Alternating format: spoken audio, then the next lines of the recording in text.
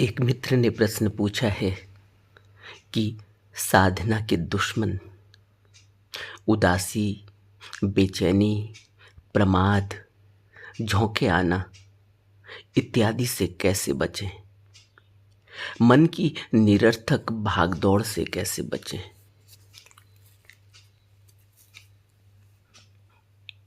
साधना के दुश्मन है यह सब। उदासी है, बेचैनी है, प्रमाद है, झोंके आना, नींद के झोंके, मन की निरर्थक भागदौड़। इसी के लिए एक ही उपाय बुद्धों ने हमें बताया। बुद्धों की अपनी आप बीती है। यह उन्होंने जाना, वह भी इसी रास्ते से आगे बढ़े हैं। उन्होंने भी यह सब कुछ झेला है। इन परेशानियों से वह भी निकले हैं और उन्होंने वो मुकाम पाया और हमें वो विधि भी बताई जिस विधि से उन्होंने जाना। और मन के बारे में सभी बुद्धों ने यही कहा कि मन सबसे बड़ा दुश्मन है और मन ही प्रधान है। बुद्ध कहते हैं मनो पुब्बड्डकमा धम्मा मनो सिट्ठा मनोमया। मन सभी प्रवृत्तियों का अगुआ है। इस मन के बारे में सभी बुद्धों ने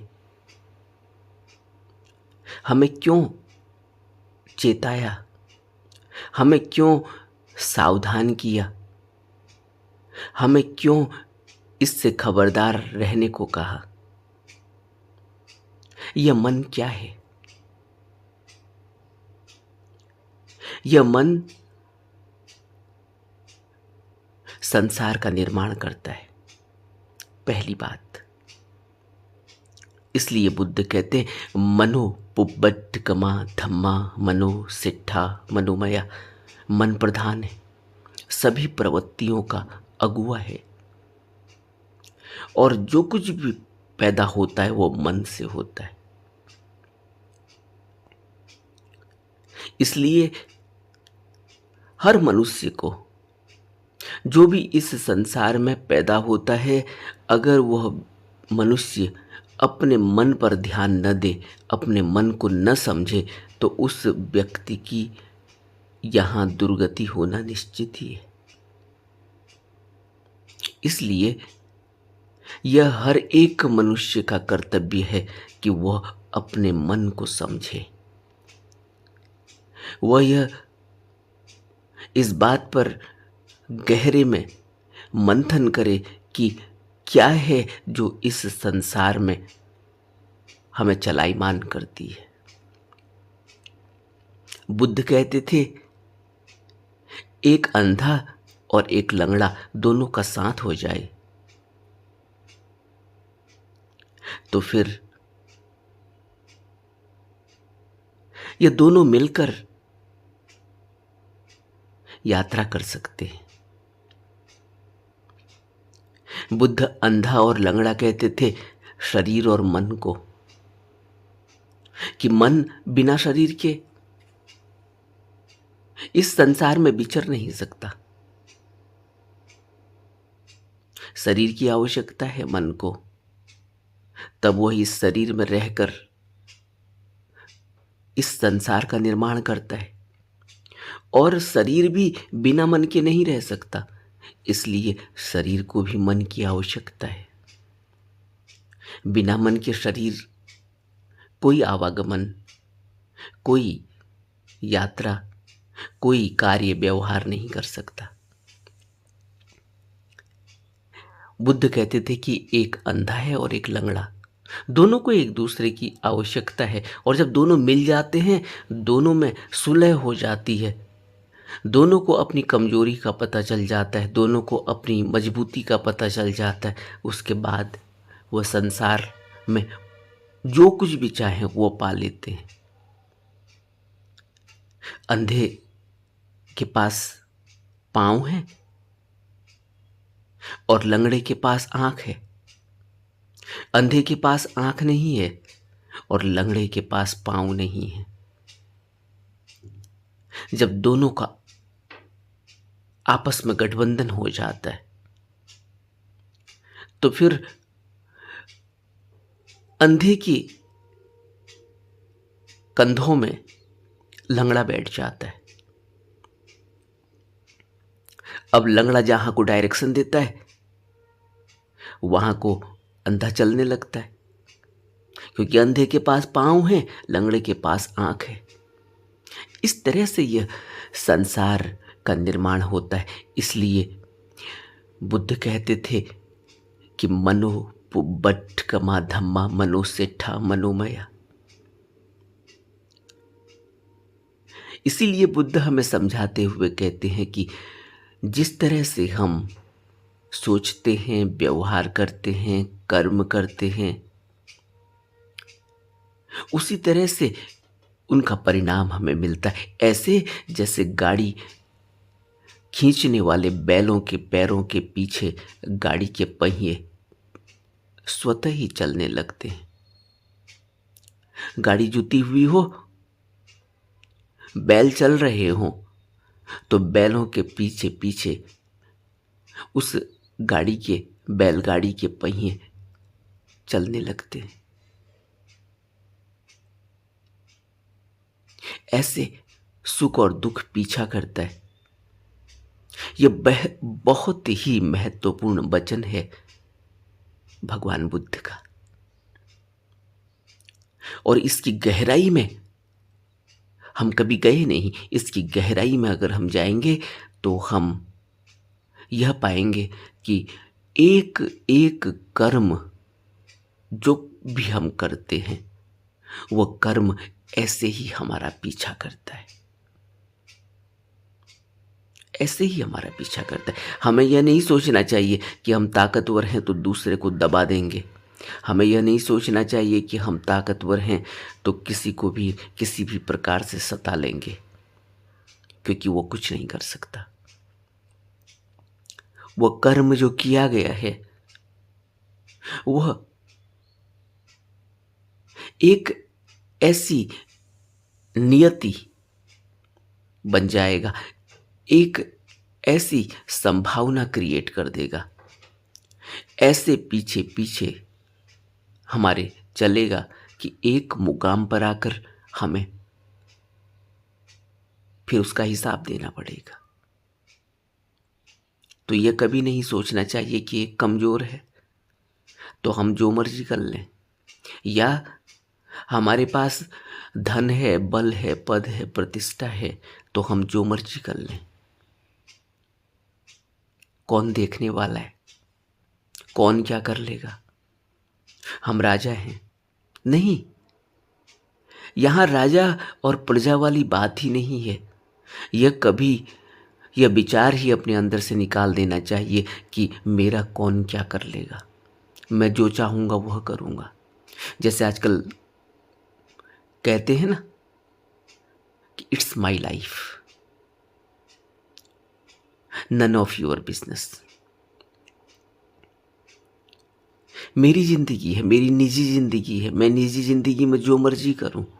नहीं, हम यहां बुरी तरह से कैद हैं, हम यहां बुरी तरह से फंस गए हैं, हम यहां बुरी तरह से इस संसार में धकेल दिए गए हैं। हम यहाँ ऐसे ही हैं जिसके हाथ भी बंधे हैं, पाँव भी बंधे हैं, लेकिन हमें नहीं लगता। हमें लगता है कि हम स्वतंत्र हैं। हम बिल्कुल भी स्वतंत्र नहीं हैं। अगर हम स्वतंत्र होते तो फिर हमारे अंदर एक बुद्ध की तरह रोशनी होती, हमारे अंदर बुद्ध की तरह प्रज्ञा होती। हम जो भी करते उसके परिणाम हमारे सामने होते, हमें उन परिणामों का पता होता। आज हमारी स्थिति क्या है? हम जो करते हैं बिल्कुल ऐसे करते हैं जैसे कि हम अंधे हैं, लेकिन हम करते ऐसे हैं जैसे कि हम आंख वाले हैं। जैसे कि हमारे पास बहुत दिमाग है, हम बहुत इंटेलिजेंट हैं, बुद्धिमान हैं, लेकिन जब उनके परिणाम आते हैं, उन कृत्यों के परिणाम आते हैं, तो हम अपना सर पीट लेते हैं। जबकि हमने जब कृत्य करे थे, सोच समझ कर करे थे। जब हमने कृत्य करे थे, तो हम बहुत ही ज़्यादा बुद्धिमानी से और बहुत ही ज़्यादा सचेत होकर, सोच समझ कर डिसीजन लेकर किए थे। लेकिन जब परिणाम आते हैं तो दुख के सिवाय कुछ भी नहीं। एक दिन दुख आता ही है, और हमने किए थे कि हमें सुख मिलेगा। हमारी स्वतंत्रता ऐसी है यहाँ, ऐसी हमारी बुद्धिमानी है यहाँ। हम जो कुछ भी करते हैं उसका परिणाम हमें दुख ही मिलता है। क्यों? क्योंकि हमने जो सुख के लिए सपने देखे थे, अगर वो सुख मिल भी गया तो हम उससे स्वतंत्र थोड़ी होते हैं। हम उसको पकड़ लेते हैं, हम मोह ग्रसित हो जाते हैं, लोभ ग्रसित हो जाते हैं, वासना ग्रसित हो जाते हैं। अब उस सुख को भोग लेना चाहते हैं, अब उसमें फंस गए, अब उसको पकड़ कर बैठ गए। और जब वो सुख जगह छोड़ता है, और जगह वो छोड़ेगा ही, क्योंकि जीवन अनित्य है, यह संसार अनित्य है, यहाँ सब कुछ अनित्य है। एक न एक दिन उसने जगह छोड़नी ही है, और जब वो जगह छोड़ता है तो हमें पीड़ा होने लगती है, क्योंकि अब हम उससे बंध गए। इस तरह से हम बंध जाते हैं। हमारे यहाँ कुछ भी नहीं, लेकिन हमें लगता है कि हमने बनाया है सब कुछ। और इस बुद्धिमानी में हम स्वयं ही उलझ जाते हैं, और इतना उलझ जाते हैं कि उसके बाद हमें कुछ सूझता नहीं, और जो कुछ भी हमने किया था उसके सब परिणाम हमारे सामने आ जाते हैं।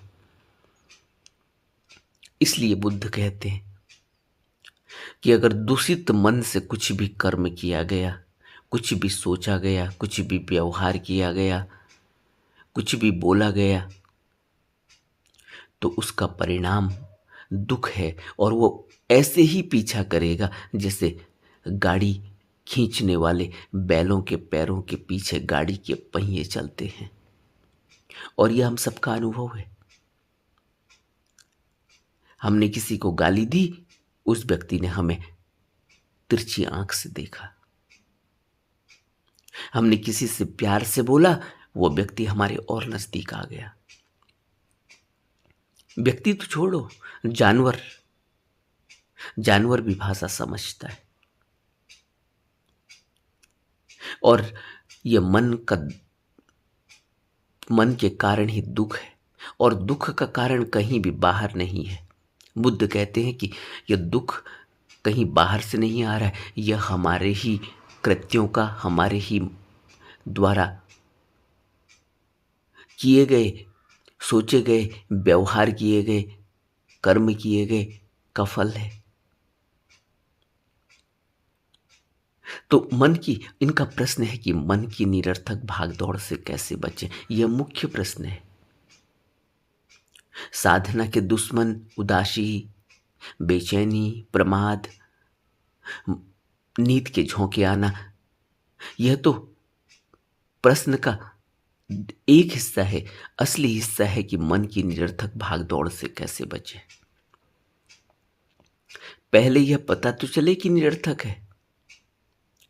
यह जो आज निरर्थक मालूम पड़ रही है, यह कभी सार्थक थी, तभी तो मन को दौड़ाया था।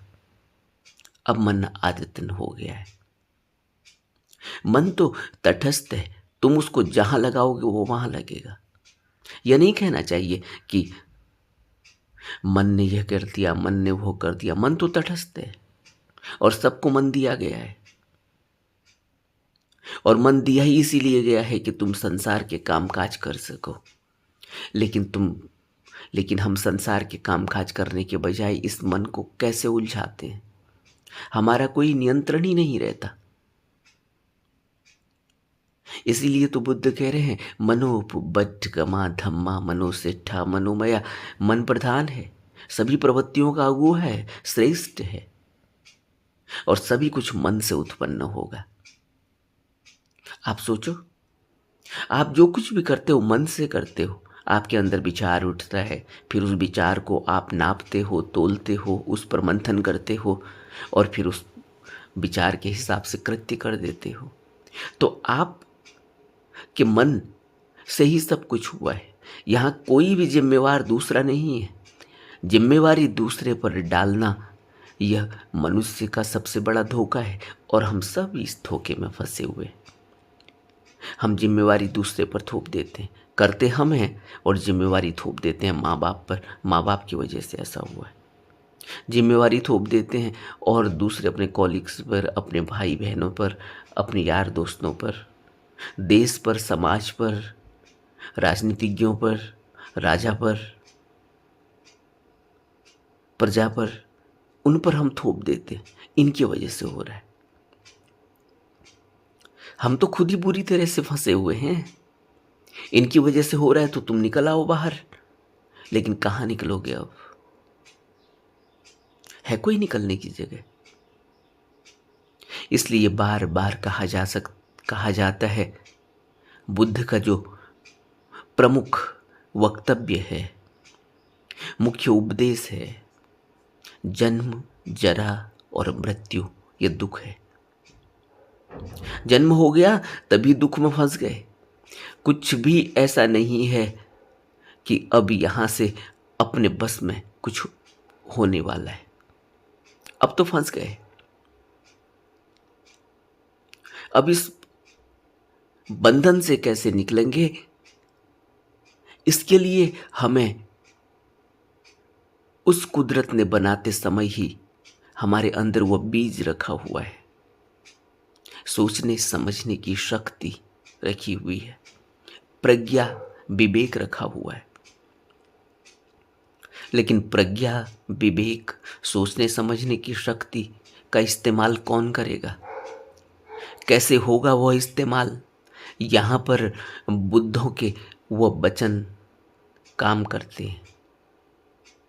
बुद्धों के वचनों से, बुद्धों के उपदेशों से, बुद्धों के धम्म श्रवण से अंदर एक चिंतन पैदा होता है। इसलिए आवश्यक है। सबसे बड़ा भाग्य तो यह है कि बुद्ध के दर्शन हो जाएं, बुद्ध से साक्षात हो जाए, मिलन हो जाए। लेकिन उससे पहले जो शुरुआत होती है वो बुद्धों के उपदेशों से होती है। बुद्धों के उपदेशों को जो संकलन किया गया है ग्रंथों में, उनसे होती है। लेकिन मनुष्य के संस्कार इतने मजबूत हो जाते हैं, जब तक उसे होश आता है फिर वो बुद्धों में फर्क देखना शुरू कर देता है। यह बुद्ध, नहीं नहीं, हम इन्हें नहीं मानते। वह बुद्ध, नहीं नहीं, हम उन्हें नहीं मानते। हमारे माता पिता जो मानते हैं, हमारा घर परिवार जो मानता है, हमारा धर्म जो मानता है, हमारा मजहब जो मानता है, हम जिस रहन सहन में, संस्कृति में रहते हैं, वह जो मानते हैं, हम उनका पालन करेंगे। और वहाँ भी हम कार्रवाई करने लगते हैं, रिचुअल्स में फंस जाते हैं।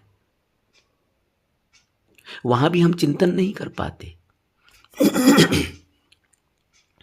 और बुद्धों के उपदेशों को तो हमने क्या मनन करना, चिंतन करना। हम जहाँ, जिस परवरिश में, जिस समाज में, जिस संस्कृति में, जिस सभ्यता में, जिन संस्कारों में पलते बढ़ते हैं, वहाँ भी हम उनका पालन नहीं कर पाते, उन पर मनन चिंतन नहीं कर पाते। और ऐसे ही रूढ़िवाद में उलझकर, फंसकर, कर्मकांडों में फंसकर, उलझकर रह जाते। और हमारे अंदर चिंतन पैदा नहीं हो पाता, हमारे अंदर वो बल ही पैदा नहीं हो पाता कि हम अपना एक निर्णय ले सकें, एक कदम आगे की तरफ बढ़ सकें कि क्या है मन, कौन मन के बारे में बताएगा। जब मन से ही संसार का निर्माण होता है, जब मन से ही यह पूरे क्रियाकलाप चलते हैं, जब मन से ही मैं चल रहा हूँ, पल पल चल रहा हूँ, तो इस मन को मैं कैसे समझूं कि यह मन मेरा सही चल रहा है या गलत चल रहा है, यह मन सही कर्म कर रहा है या गलत कर्म कर रहा है।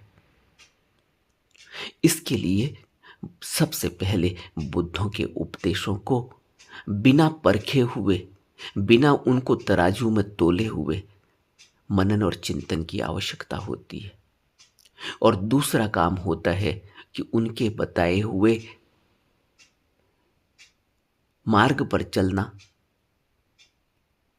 और बताए हुए नियमों पर चलना, बताए हुए नियमों को, अनुशासनों को अपने जीवन में उतारना। यहाँ हम फिर अटक जाते हैं, क्योंकि हमारा जो वक्त बीत चुका होता है, जितने संस्कार उसमें लग चुके होते हैं, जो आदतें उसमें पल बढ़ चुकी होती हैं, वह फिर हमारा पीछा ही नहीं छोड़ती और हम उस अनुशासन में, उस नियम में आ ही नहीं पाते। और तीसरी बात है कि शरीर में मन और इंद्रियों का जो तालमेल बन जाता है, वह हमें बार बार नीचे गिरा देता है। इंद्रियां रसभोग ढूंढती हैं, मन उन इंद्रियों से रस लेता है। और यह संसार इतना लुभावना और इतना रस से भरा हुआ है कि इंद्रियां इसमें डूब जाती हैं। और हम यह समझ ही नहीं पाते कि हम इस मन के अलावा भी हैं या नहीं है। अगर हम मन ही होते तो फिर हमारे पास मन के अलावा भी तो कुछ अगर नहीं होता, तो फिर यह मन हमें नीचे की तरफ गलत प्रवृत्तियों में ही क्यों ले जाता है? यह मन हमें दूषित ही क्यों करता है? यह मन हमसे वह कर्म क्यों करवाता है जिस कर्मों के बाद हमें यह सजा भुगतनी होती है?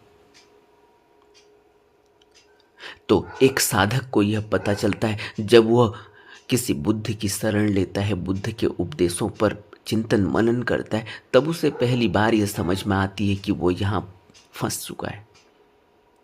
जब कोई यहाँ यह समझ ही उसको जब तक नहीं आएगी कि वो यहाँ फंसा हुआ है, वह यहाँ से निकलना उसका ज़रूरी है, उसके लिए सबसे मुख्य काम ही यही है कि वह इस मन को समझे और अपने इस बंधन से अपने को मुक्त करे, तब वह बुद्ध के बताए हुए नियम, अनुशासन और बुद्ध के उपदेशों पर चिंतन मनन और बुद्ध की शरण लेता है, किसी गुरु की शरण लेता है, जिसको वह यह समझता है कि यह मेरे से ऊंचा है, जिसको वह यह समझता है कि यह मुक्त है और मुझे भी मुक्त कर सकता है।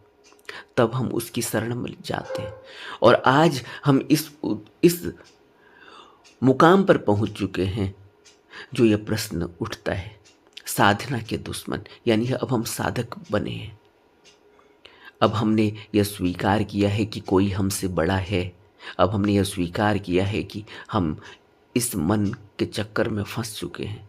अब हमने यह स्वीकार किया है कि अब जो कुछ भी हम करते हैं वो हमारे कर्म हमें फिर से यहाँ बुरी तरह से धकेल देते हैं। वो सब दूषित मन से किए जाते हैं।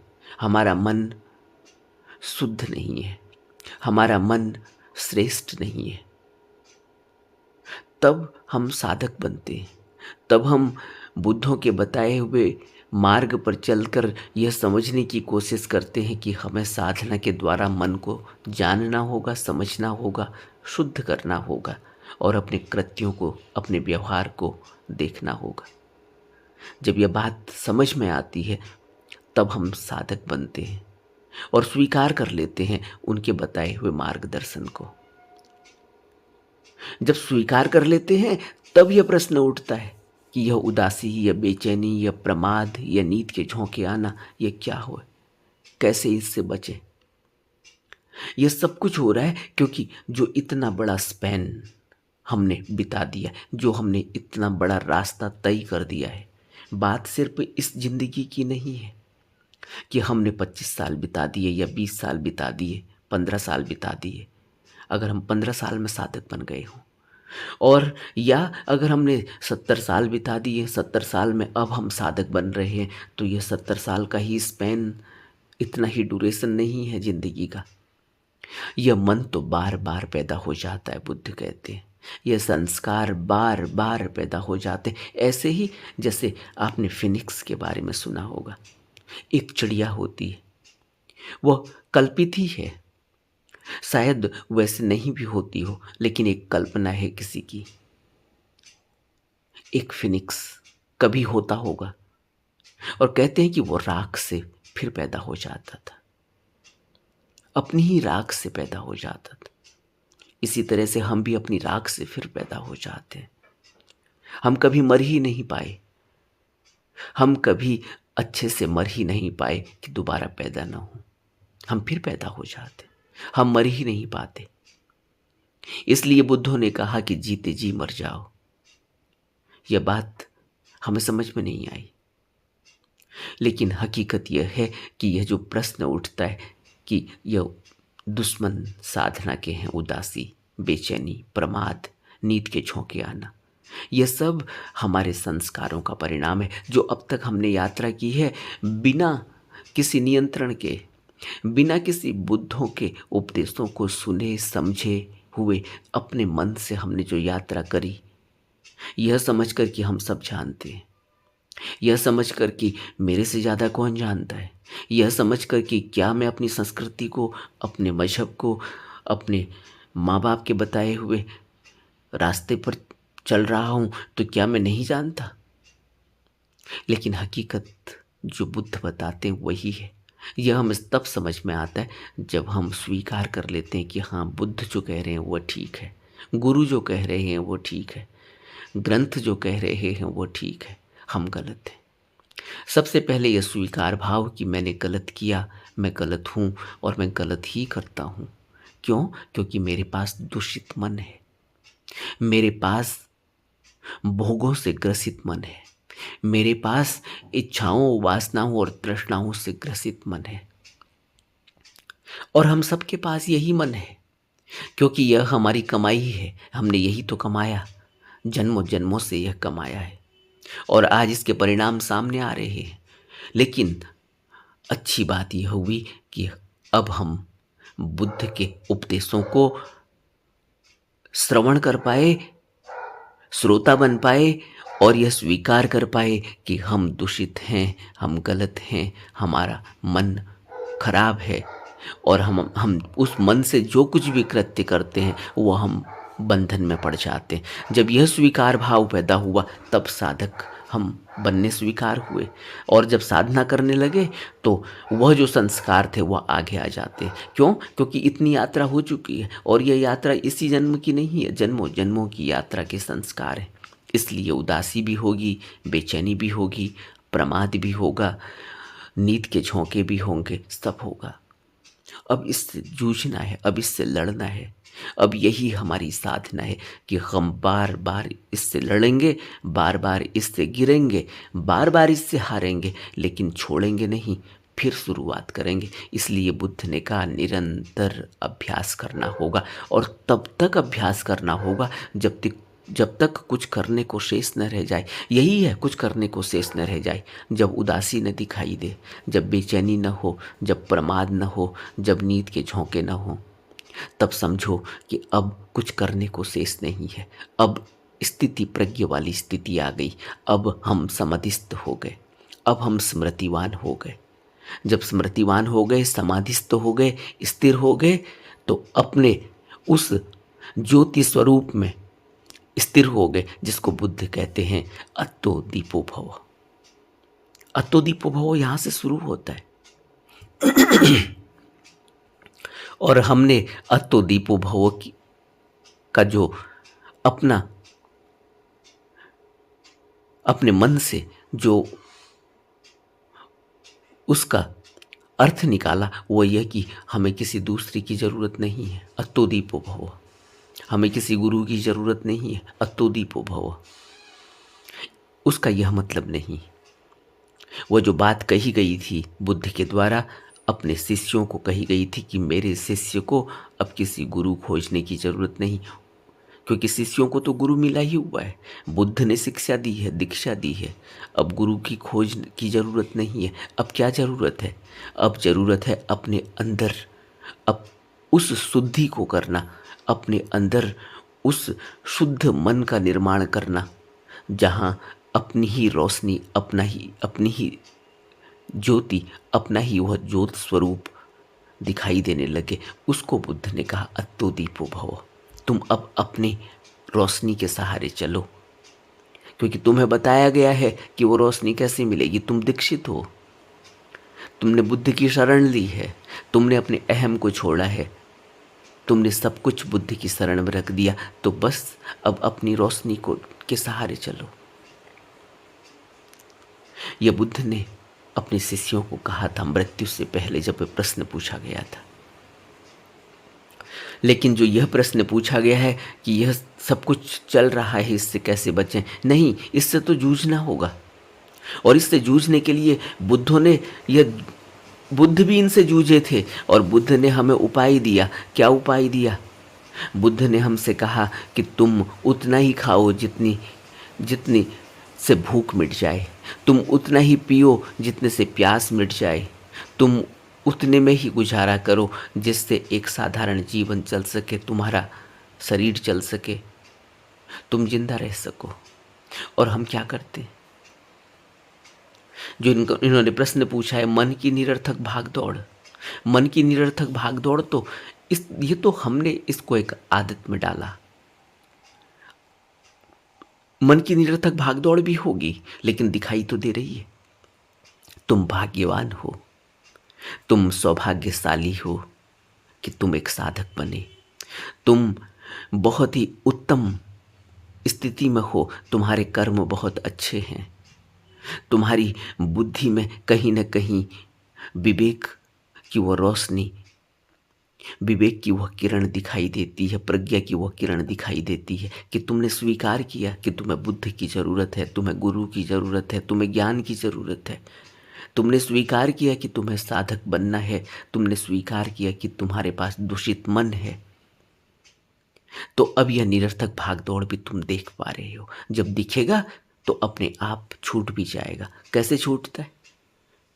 सोचो, हम ऑफिस जाते हैं, शाम को घर आते हैं, एक दिन हमें ऑफ मिलता है या 2 दिन ऑफ मिलता है, सैटरडे संडे या संडे को। हम क्या करते थे अब तक? अब मॉल जाते थे। क्यों? क्योंकि टाइम पास करना है। पिक्चर देखने चले जाते थे, टाइम पास करना है। यार दोस्तों से मिलने चले जाते थे, वहाँ एक दूसरे की निंदा।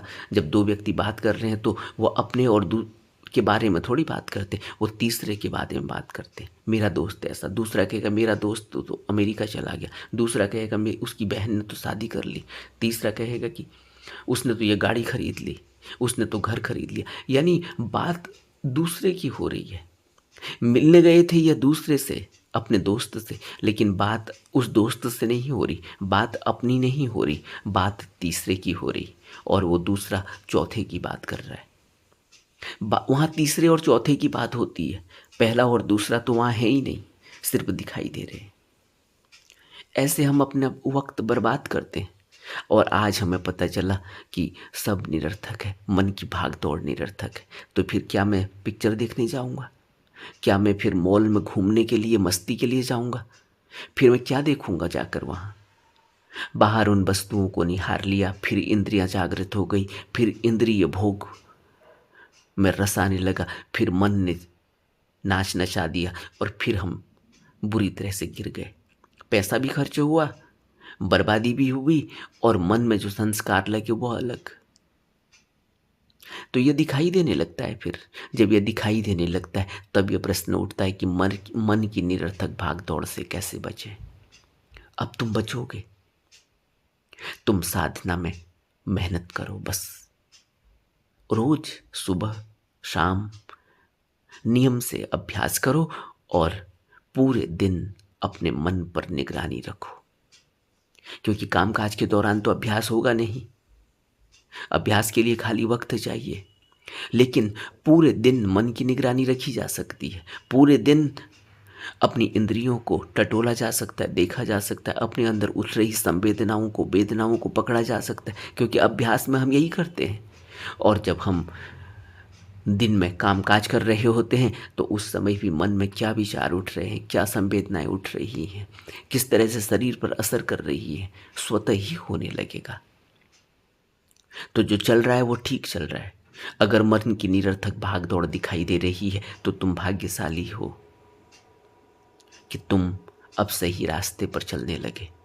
एक दिन वह भी आएगा जब निरर्थक भाग दौड़ से तुम स्वतः ही बचने लगोगे। तुम कोई पिक्चर देखने नहीं जाओगे, तुम किसी भी व्यर्थ की बकवास में अब नहीं उलझोगे, कोई राजनीति के चक्कर में अब उलझने की, बात करने की, बहस करने की जरूरत ही नहीं पड़ेगी। तुम अपने मन पर निगरानी रखने लगोगे, तुम स्थिति प्रज्ञ वाली स्थिति में आने लगोगे, तुम रुकने लगोगे, स्थिर रहने लगोगे, चुप रहने लगोगे। तुम्हारे अंदर एक मुस्कुराहट होगी, तुम्हारे अंदर एक आत्मबल होगा, तुम्हारे अंदर एक नवस्फूर्ति होगी, तुम्हारे अंदर एक दूसरे के लिए प्रेरणा होगी। कितना खाना है, कितना सोना है, कब उठना है, क्या बोलना है, क्या नहीं बोलना है, यह सब स्वतः ही नियम में आने लगेगा।